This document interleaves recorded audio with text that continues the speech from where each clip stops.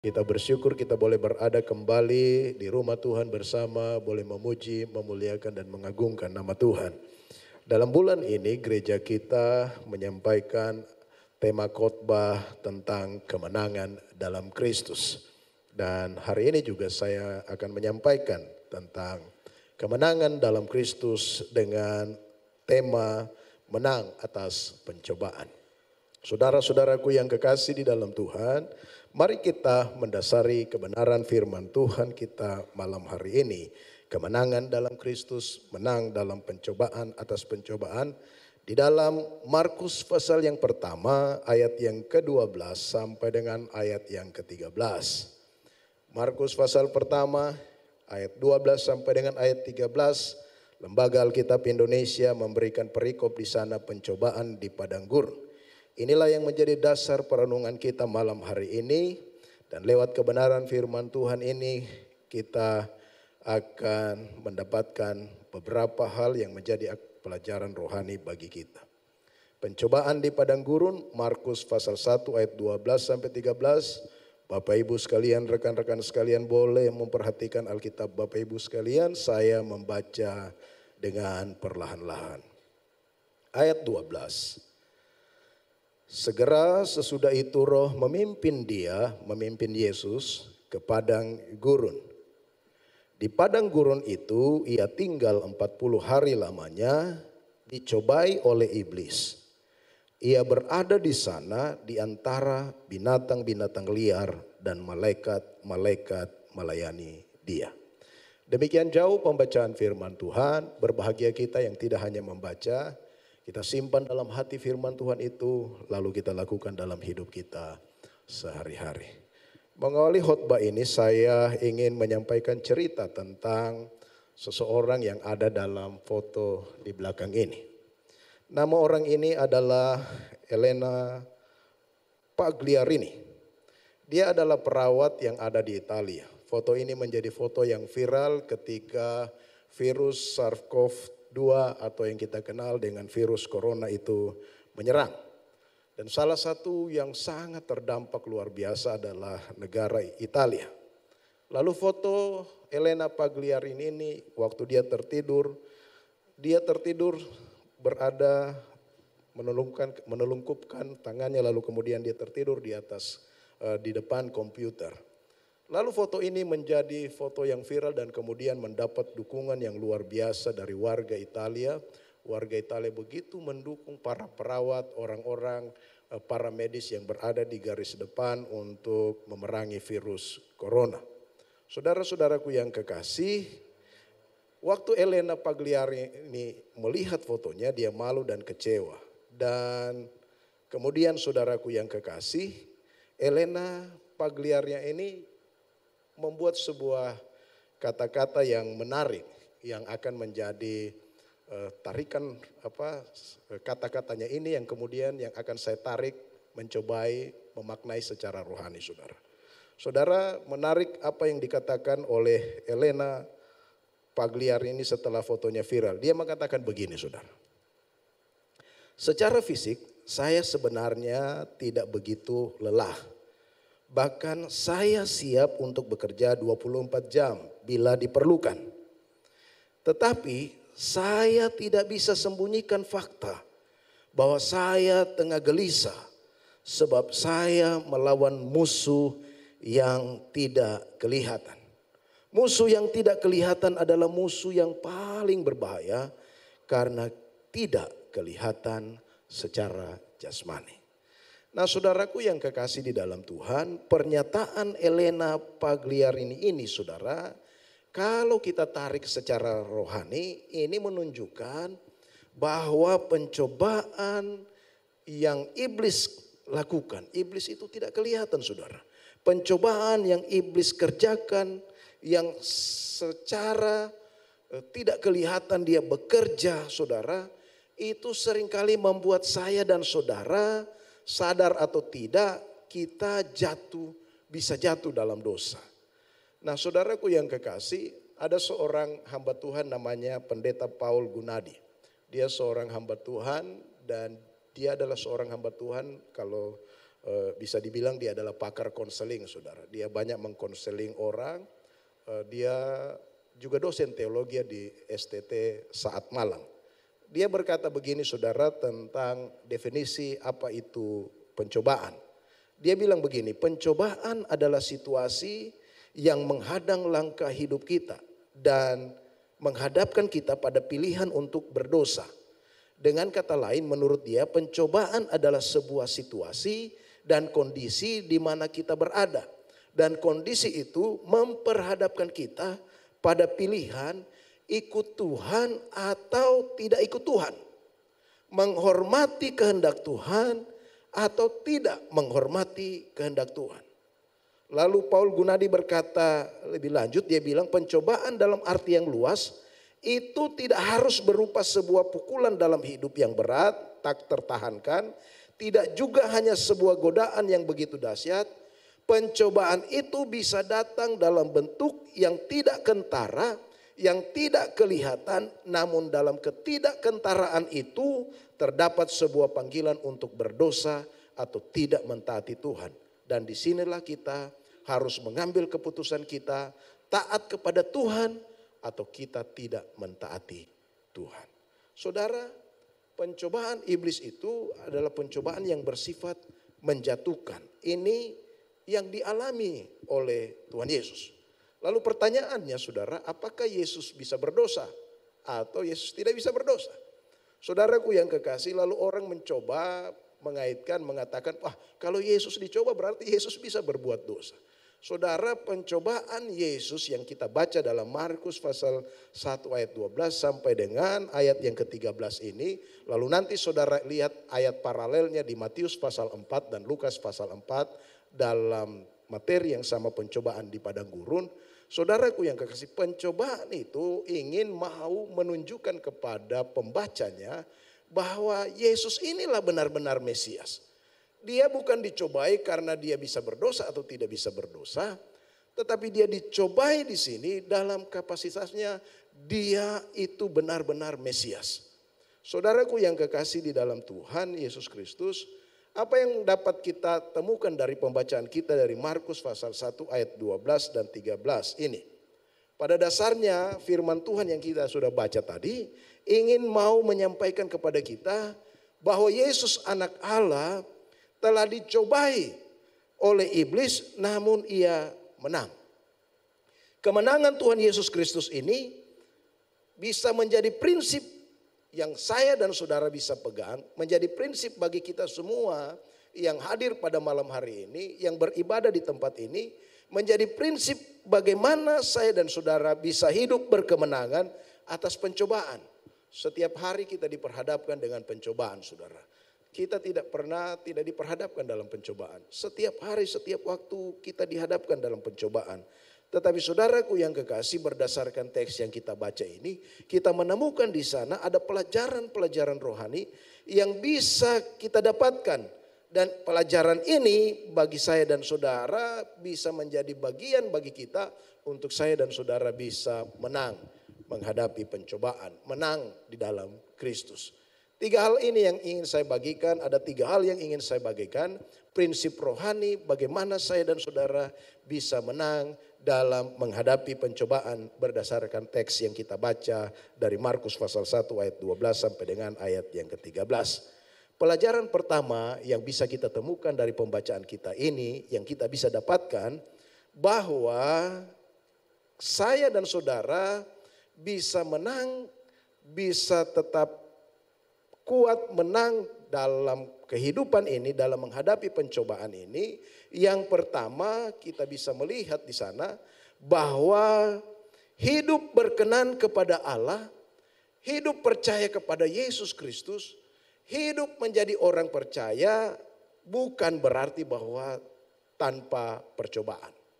Setiap orang yang percaya kepada Yesus maupun orang yang tidak percaya kepada Yesus, semua orang pasti mengalami pencobaan dalam hidupnya.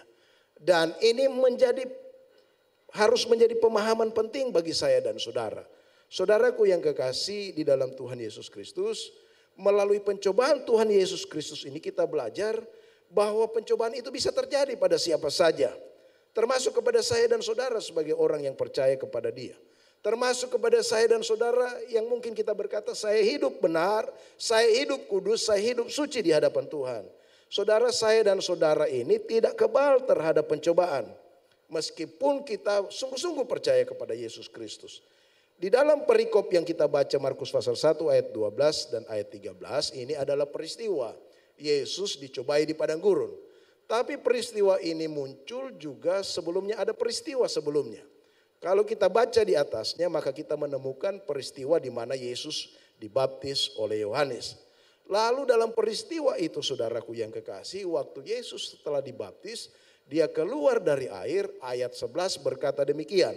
Lalu terdengarlah suara dari sorga, engkaulah anakku yang kukasihi, kepadamulah aku berkenan.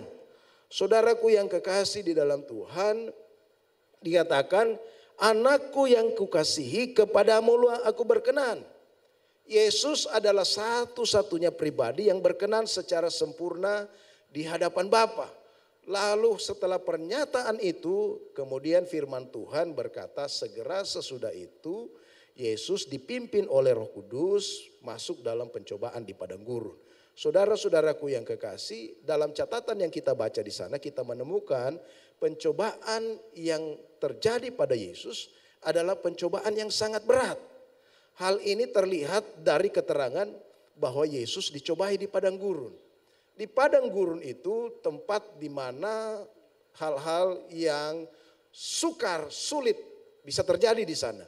Padang gurun punya cuaca yang ekstrim. Padang gurun punya cuaca yang luar biasa yang bisa sewaktu-waktu menyebabkan orang bisa mati, saudara.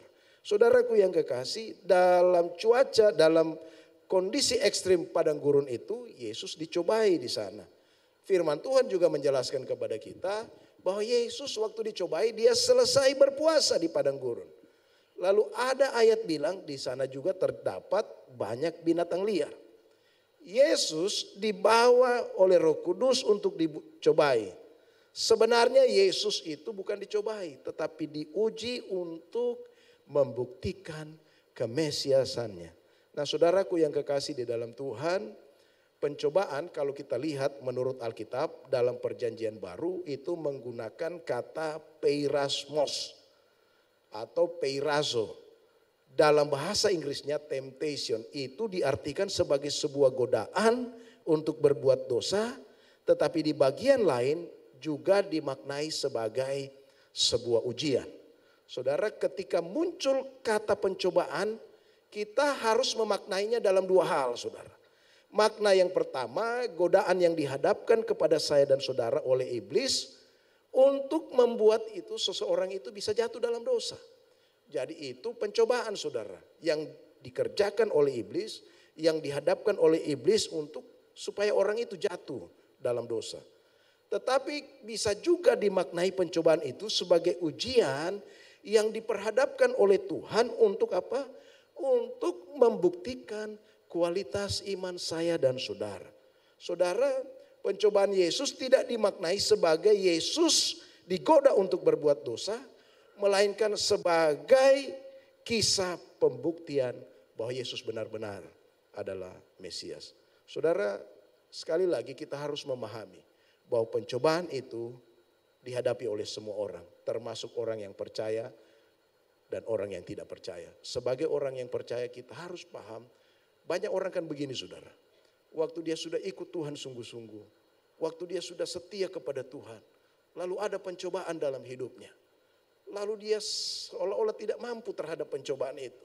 Dia undur dari Tuhan. Dia bilang, Tuhan, kenapa saya dapat pencobaan seperti ini? Tuhan, untuk apa saya setia melayani Tuhan? Untuk apa saya datang ke gereja? Untuk apa saya setia tiap minggu duduk memuji Tuhan, dengar khotbah? Untuk apa? Toh saya mengalami pencobaan dan saya tidak bisa menghadapinya. Saudaraku yang kekasih, Tuhan mengizinkan pencobaan kepada orang percaya. Meskipun saya dan saudara ini hidup benar, meskipun kita sudah hidup baik, tetap pencobaan itu pasti akan datang kepada saya dan saudara. Ingat peristiwa Ayub, saudara. Ayub, iblis datang kepada Tuhan.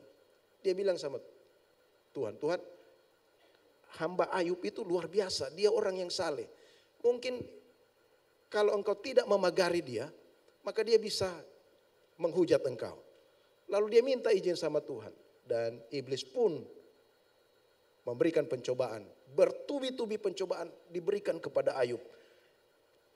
Bayangkan saudara, banyak sekali pencobaan yang datang kepada Ayub. Dia dihantam habis-habisan oleh iblis. Tapi Tuhan tidak menghantam dia, bukan Tuhan yang melakukan pencobaan. Dari cerita Ayub kita melihat, walaupun Ayub hidup saleh, iblis minta izin kepada Tuhan, Tuhan memberikan izin dan iblis berusaha dengan niat yang jahat supaya Ayub tidak lagi percaya dan menyembah kepada Allah. Saudara, Tuhan memberikan izin. Saudara, karena Tuhan tahu bahwa Ayub akan menang terhadap pencobaan yang dihadirkan oleh iblis. Tuhan memakainya justru apa saudara? Untuk menambah kekuatan bagi Ayub.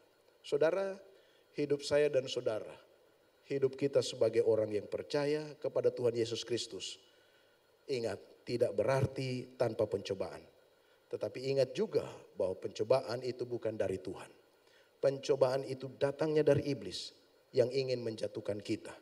Namun Tuhan bisa memakai pencobaan itu, peristiwa itu. Peristiwa yang dihadirkan oleh iblis kepada saya dan saudara. Untuk apa? Untuk membangun iman saya dan saudara. Saudara, itu sebabnya kita menjadi orang yang setia ke gereja. Kita hidup benar di hadapan Tuhan. Motivasi kita hidup saleh di hadapan Tuhan. Hidup berkenan kepada Tuhan. Bukan supaya tidak ada pencobaan, bukan itu saudara. Tetapi hidup kita, waktu kita ada pencobaan, ingin membuktikan apakah kita betul-betul anak Allah yang sejati atau bukan anak Allah. Saudaraku yang kekasih, ada sebuah ungkapan bilang begini saudara. Allah hanya punya satu anak yang tidak berdosa sama sekali, yaitu Yesus Kristus. Tetapi Allah tidak punya satupun anak-anak yang tidak mengalami pencobaan. Saudara, itu sebabnya saya dan saudara, ketika saya dan saudara mengalami pencobaan dalam hidup ini, ingat, kita pahami betul bahwa walaupun kita hidup baik, hidup benar, kita akan mengalami pencobaan saudara. Tuhan biarkan kita melewati pencobaan supaya apa? Supaya saya dan saudara menjadi orang yang teruji, menjadi orang yang dewasa. Iblis menggunakan pencobaan, mendorong kita mengambil pilihan yang salah. Untuk apa saudara? Untuk kita bisa melawan kehendak Tuhan dalam hidup kita. Iblis menggunakan pencobaan. Untuk apa? Untuk menjatuhkan kita. Tetapi Tuhan mengizinkan pencobaan itu supaya apa? Supaya saya dan saudara menjadi kuat. Hal yang pertama yang perlu kita pahami, kita mengerti. Prinsip rohani yang kita dapat pelajari dari Markus pasal 1 ini. Bahwa semua orang akan mengalami pencobaan dalam hidupnya. Saudara, tetapi ingat, ada prinsip yang kedua. Prinsip yang kedua, saudaraku yang kekasih. Semua orang bisa mengalami pencobaan. Orang percaya pun bisa mengalami pencobaan. Tapi ingat saudaraku, ada prinsip yang kedua. Prinsip yang kedua ini saya dan saudara harus pahami. Kita bisa menang mengalahkan pencobaan itu. Kalau saudaraku kita pahami bahwa dalam hidup, dalam pencobaan hidup, selalu ingat, selalu ada penyertaan Tuhan. Selalu ada penyertaan Tuhan. Coba perhatikan kembali ayat yang ke-12 sampai dengan ayat 13. Saya bacakan kembali pelan-pelan saudara. Perhatikan baik-baik. Segera sesudah itu roh memimpin dia. Perhatikan kalimat roh memimpin dia. Ke padang gurun, di padang gurun itu ia tinggal 40 hari lamanya dicobai oleh iblis. Ia berada di sana di antara binatang-binatang liar. Perhatikan kalimat. Dan malaikat-malaikat melayani dia. Saudaraku yang kekasih di dalam Tuhan. Dari ayat 12 dan ayat 13 ini. Kita melihat bahwa Allah lah yang berdaulat. Allah lah yang mengontrol keadaan. Bukan iblis saudara yang mengontrol.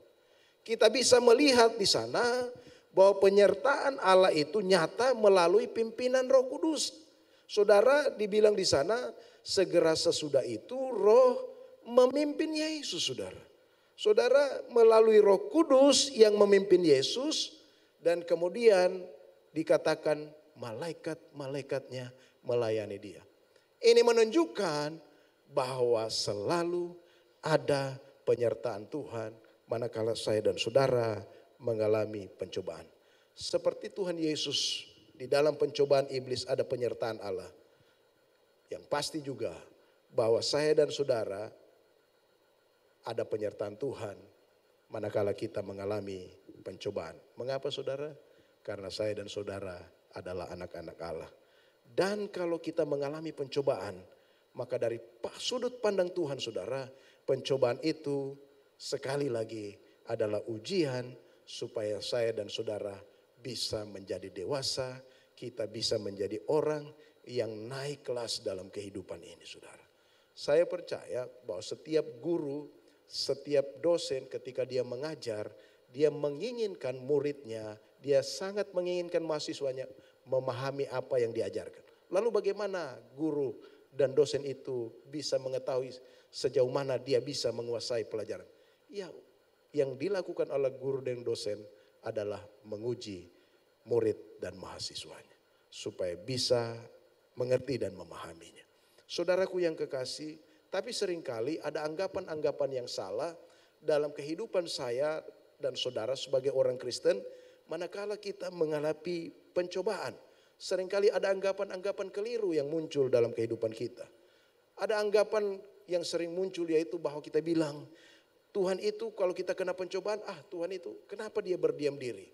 Kenapa dia tidak peduli?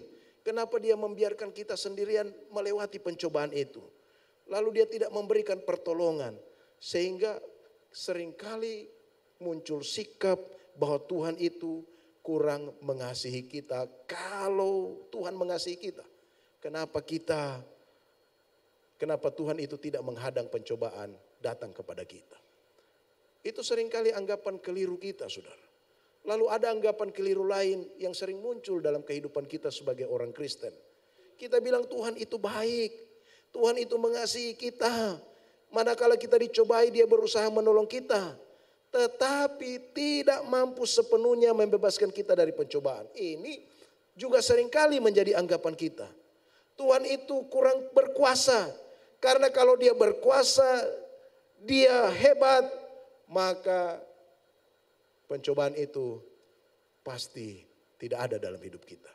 Kenyataan kita tetap dicobai menunjukkan Tuhan kurang berkuasa. Ini anggapan-anggapan yang sering muncul dalam kehidupan saya dan saudara. Tetapi Alkitab menjelaskan kepada saya dan saudara, menjelaskan kepada kita secara Alkitabiah bahwa Tuhan itu peduli. Tuhan itu menolong. Dia mampu mengeluarkan kita dari pencobaan. Dan kalau sampai kita masih ada dalam pencobaan seolah-olah kita tidak keluar dari pencobaan itu, Tuhan tidak menolong. Tentu saudaraku, yang kita harus pahami bahwa ada maksud Tuhan yang lain dari peristiwa pencobaan yang kita alami. Saudaraku yang kekasih, Tuhan itu menyertai kita dengan setia, saudara. Itu yang harus kita mengerti supaya saya dan saudara bisa melewati pencobaan itu dengan baik. Waktu kita dicobai, dia menyertai kita. Dia menyertai kita dengan apa? Dia mendoakan saya dan saudara. Ingat, Yesus disebut imam besar agung. Lalu waktu dia mati, dia bangkit menang atas maut. Lalu dia naik ke sorga. Apa yang dilakukan Yesus di sorga? Dia duduk di sebelah kanan Allah Bapa. Lalu dia terus bersyafaat bagi saya dan saudara. Tuhan menyertai saya dan saudara. Dia peduli kepada kita. Lewat dia berdoa bersyafaat terus menerus bagi saya dan saudara. Saudaraku yang kekasih, kalau kita baca dalam Lukas pasal 22 ayat 31 sampai 32. Tuhan Yesus pernah berkata kepada Simon. Dia bilang kepada Simon, Simon, Simon, lihat iblis telah menuntut untuk menampi kamu seperti gandum. Tetapi aku telah berdoa untuk engkau supaya imanmu jangan gugur. Dan engkau, jikalau engkau sudah insaf, kuatkanlah saudara-saudaramu. Tuhan tahu Petrus itu dicobai, akan dicobai iblis. Dan Tuhan tahu Petrus tidak kuat, pasti menyangkalnya. Lalu Yesus memperingatkan dia, Petrus. Dia memberikan dengan bahasa yang jelas, Petrus, Petrus. Pencobaan itu sudah dekat dan kamu pasti jatuh. Hati-hati, Yesus ingatkan hati-hati. Tetapi sayangnya peringatan Tuhan juga seringkali datang kepada saya dan saudara seperti peringatan Tuhan datang kepada Simon. Seringkali Tuhan sudah bilang kepada saya dan saudara, hati-hati, hati-hati. Tapi seringkali pencobaan dari iblis yang tidak kelihatan itu dan juga pencobaan karena keinginan-keinginan kita, saya dan saudara bisa gugur. Saudara, kalau kita perhatikan luar biasa betapa indahnya Yesus berkata, aku telah berdoa untuk engkau supaya imanmu jangan gugur. Saudara-saudara, jadi sebenarnya kalau kita perhatikan dari apa yang Tuhan Yesus sampaikan kepada Petrus, saudaraku yang kekasih, dia peduli, dia menyertai saya dan saudara, dia berdoa bagi kita manakala ada pencobaan datang dalam hidup saya dan saudara. Sikap dan pemahaman inilah yang seharusnya saya dan saudara miliki sebagai anak-anak Allah. Saudara, untuk saya dan saudara bisa menahan terhadap pencobaan dalam hidup ini, maka kita harus ingat bahwa Tuhan menyertai saya dan saudara. Saudara, bentuk penyertaan Tuhan itu seringkali melalui pimpinan Allah Roh Kudus. Bagaimana pimpinan Allah Roh Kudus itu bekerja? Dia menerangi hati kita lewat apa? Lewat kebenaran firman Tuhan. Dia menerangi hati saya dan saudara lewat apa? Lewat kita merenungkan firman Tuhan. Itu sebabnya sekali lagi, penting sekali kita merenungkan firman Tuhan ini dengan baik. Dunia ini begitu luar biasa menawarkan banyak hal dalam hidup saya dan saudara. Kalau kita tidak memproteksi diri kita lewat bersandar kepada Tuhan dalam pimpinan Allah Roh Kudus, dalam pimpinan Roh Kudus lewat kebenaran firman Tuhan, maka saya dan saudara pasti gagal menghadapi pencobaan. Saudaraku yang kekasih, banyak orang tidak suka baca firman Tuhan. Banyak orang tidak suka merenungkan firman Tuhan. Dan seringkali kita gagal dalam menjalani hidup ini. Saudaraku yang kekasih, ada banyak pencobaan. Pencobaan itu bisa bentuknya lewat kekhawatiran hidup di masa depan kita. Kita mungkin punya kekhawatiran tentang masa depan kita. Pencobaan juga bisa datang dalam kehidupan saya dan saudara di mana kita bisa jatuh dalam dosa. Pencobaan juga bisa datang, saya sampaikan minggu yang lalu. Ada pencobaan itu bisa lewat penderitaan. Tapi juga pencobaan itu bisa lewat 3T. Daya tarik dunia, harta, tahta, wanita, seks saudara.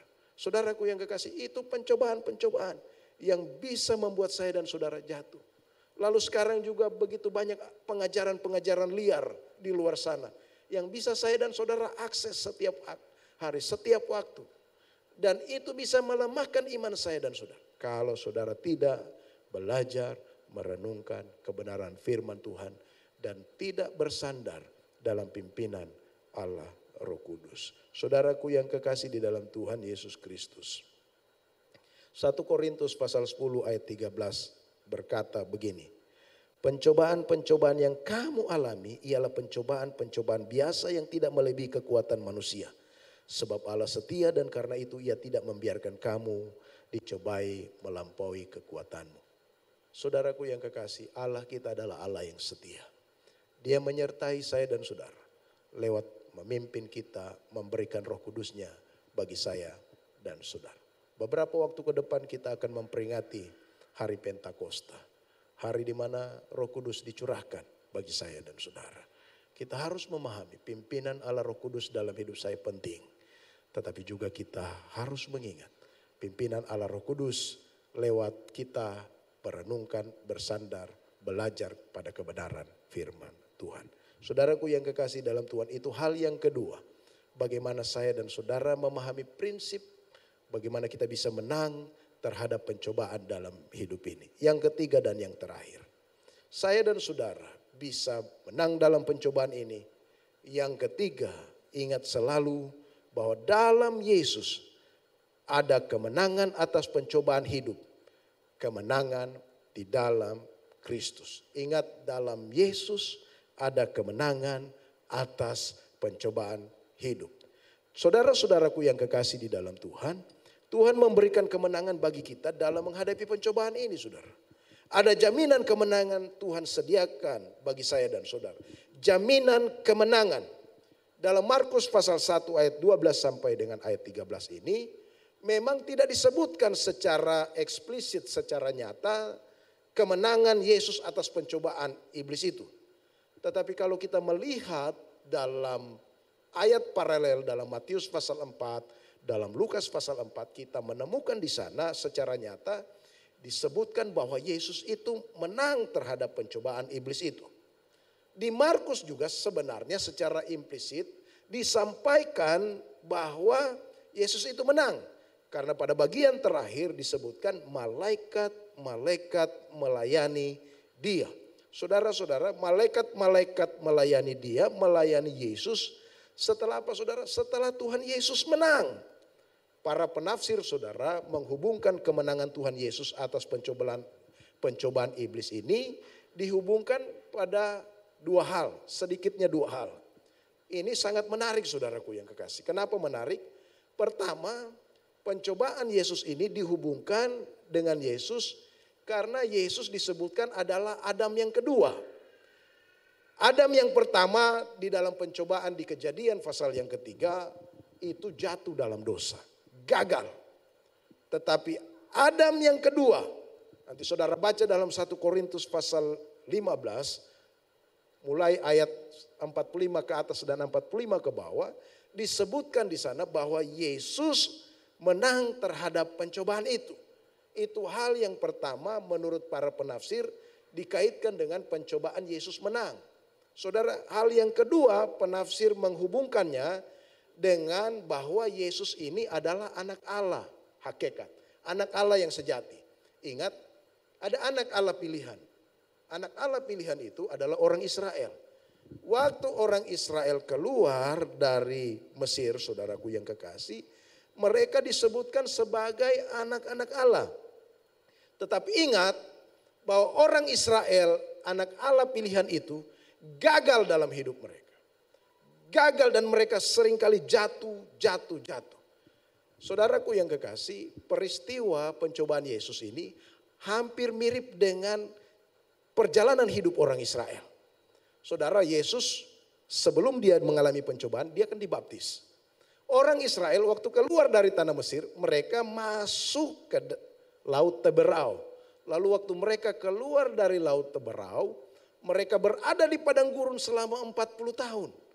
Yesus waktu dia selesai dibaptis, dalam pimpinan Allah Roh Kudus, dia dibawa ke padang gurun selama 40 hari.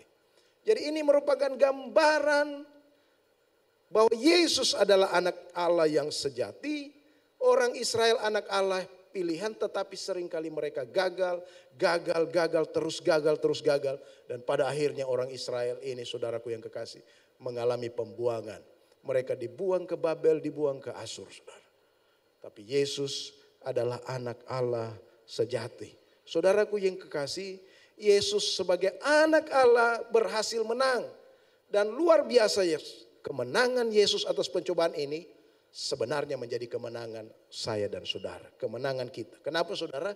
Karena kemenangan Yesus ini diperhitungkan menjadi kemenangan saya dan saudara. Saudaraku yang kekasih, ada peristiwa di mana ketika Indonesia mengikuti badminton Piala Thomas, saudara. Dulu Piala Thomas itu dilangsungkan dengan 9 partai. Tapi sekarang tinggal 5 partai. Pada waktu Malaysia melawan Indonesia, pada waktu masih menggunakan 9 partai, Indonesia menang, saudara. Partai pertama, partai kedua, partai ketiga, partai keempat, dan partai kelima, Indonesia menang. Seharusnya Indonesia pasti menang karena dia sudah menang 5-0. Tetapi pertandingan ke-6, ke-7, ke-8, ke-9 tetap dipertandingkan. Dan orang Indonesia yang main di pertandingan ke-6, 7, 8, 9 itu tidak punya beban. Kenapa?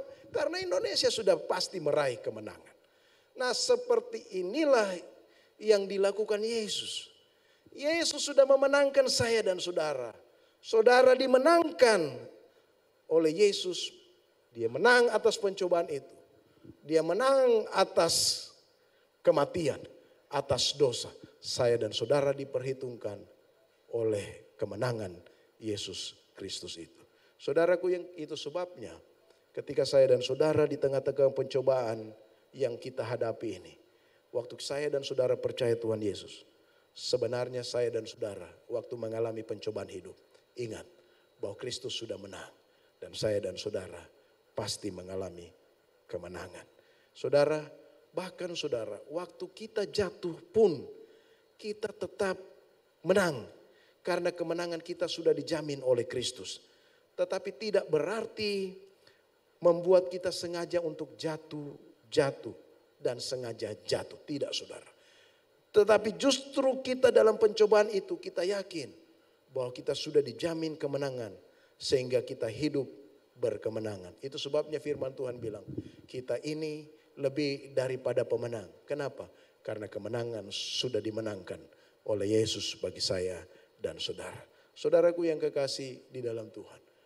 Malam hari ini lewat perenungan firman Tuhan kita menang dalam Kristus. Menang atas pencobaan. Saya dan saudara bisa mengatasi pencobaan dan menang jika saya dan saudara memegang prinsip bahwa pencobaan itu bisa terjadi pada semua orang. Baik orang yang percaya maupun orang yang tidak percaya. Baik orang yang tidak setia maupun orang yang setia ikut Tuhan. Tetapi ingat juga bahwa waktu saya dan saudara sebagai orang percaya dicobai oleh pencobaan itu. Ingat bahwa ada penyertaan Tuhan. Selalu ada penyertaan Tuhan. Dan ingat pula bahwa saya dan saudara dijamin untuk hidup berkemenangan. Karena Yesus sudah menang memberikan kemenangan bagi saya dan saudara. Menang dalam Kristus. Itulah menjadi kekuatan bagi kita menghadapi hidup ini. Amin buat firman Tuhan.